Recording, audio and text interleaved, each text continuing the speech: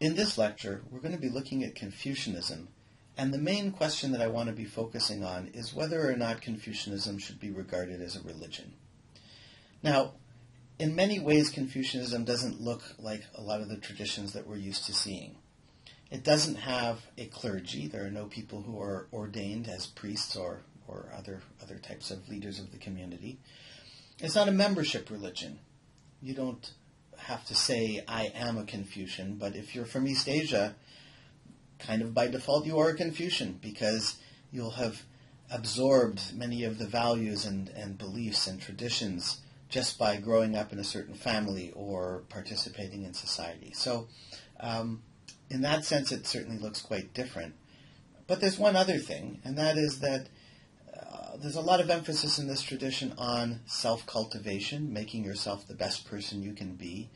And a natural extension of that in the Confucian tradition is to extend that cultivation out towards others so that one is transforming the world. Now, a lot of religions do engage in this kind of work, but of course that in and of itself doesn't make it a religion, and so there might be some question of whether Confucianism should be counted as a religion or not. As we go on and see later parts of this whole lecture, then we will see certainly other elements that are quite religious, but we're going to start with this foundational layer and think about it in terms of the history of China and when was Confucius born and what was going on, what was he trying to do. And so I mentioned this in one of the previous mini lectures before, that Confucius was born in 551 BCE, a period that was had a lot of social problems, a lot of fighting between various different states who were competing for power. And because of that, his primary focus was on trying to develop some way of looking at the world and ordering society that would lead to peace and harmony. And the gist of what he came up with focuses on two concepts. The first is ritual, rites, or propriety. The Chinese word is li.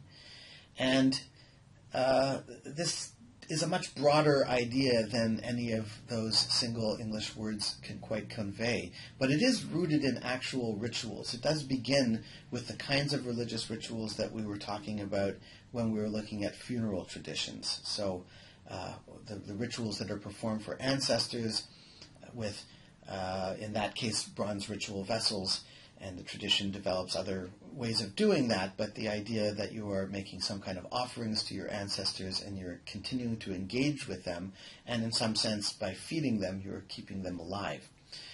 But Confucius extends that concept of ritual to a broader sense of what one ought to be doing in one's particular role or roles that one takes up in society. So just like in a formal ritual, say baptism, you have a priest, and the priest's role is to perform certain kinds of magic rituals that will baptize the person being baptized, usually a baby, and of course the baby's role is there to be pretty passive. But everybody has a role to play, and then that's sort of what makes these rituals work, is that everybody knows what their role is, and when everybody does their role correctly, everything works smoothly and harmoniously.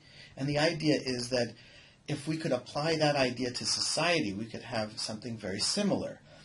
So, for example, if mothers and fathers only acted the way mothers and fathers are really supposed to act, then they would be wonderful parents and their children would be properly raised.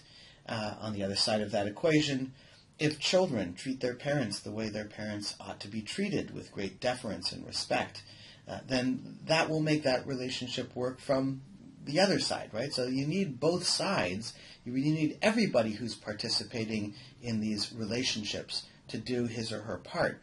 But the idea is that we need to be a little more specific about what the rules are, and that's what Confucianism tries to develop. Some general senses of how one ought to behave in a variety of different places within society, whether it's parents and children, rulers and subjects, husbands and wives,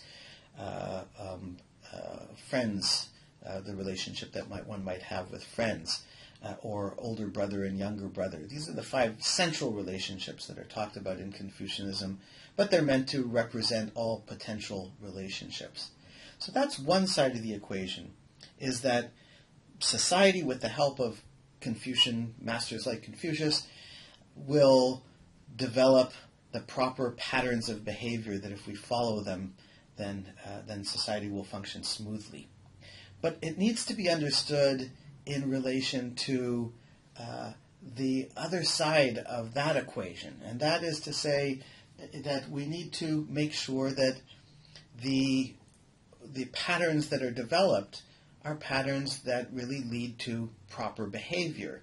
You might have a pattern, say, between husband and wife, and perhaps that was an effective pattern 2,500 years ago when Confucius lived, but it might need to be reconceptualized in the 21st century because all kinds of stuff has changed in 2,500 years. And the necessary component to be able to tell when rituals are no longer functioning effectively is to think about the purpose of rituals. The purpose of rituals is that they generate humane actions. So humaneness, or Ren, is the other key idea in Confucianism. So the quote here says, with regard to humaneness, wishing to establish oneself, one helps to establish others. Wishing to develop oneself, one helps to develop others. This idea that the more self-centered you are, the less you'll be able to develop yourself. So in order to fully develop yourself, you have to stop being so self-centered and start thinking about, how do I help others? And so the rituals that are effective, from a Confucian perspective, are those that actually generate the proper kind of humane actions. In this image over here, you can think of it as ritual being the external values that society generates and patterns of behavior. They come from outside and they tell you what to do, how to behave. On the other hand, humaneness is something that has to be generated from within.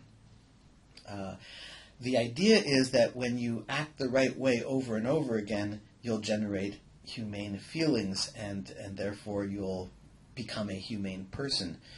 But in the end, that is something that you really have to do for yourself. You have to actually really try to become a humane person. You have to cultivate yourself, not simply by following the rituals, but by actually reflecting on who you are, how you behave, and whether there are shortcomings that need to be corrected.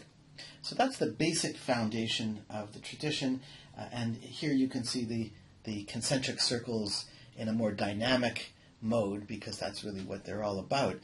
The idea is that as you cultivate yourself, you begin to transform not only yourself, but the rest of society. So those closest to you, your family, your immediate community, those are the ones that one can influence first.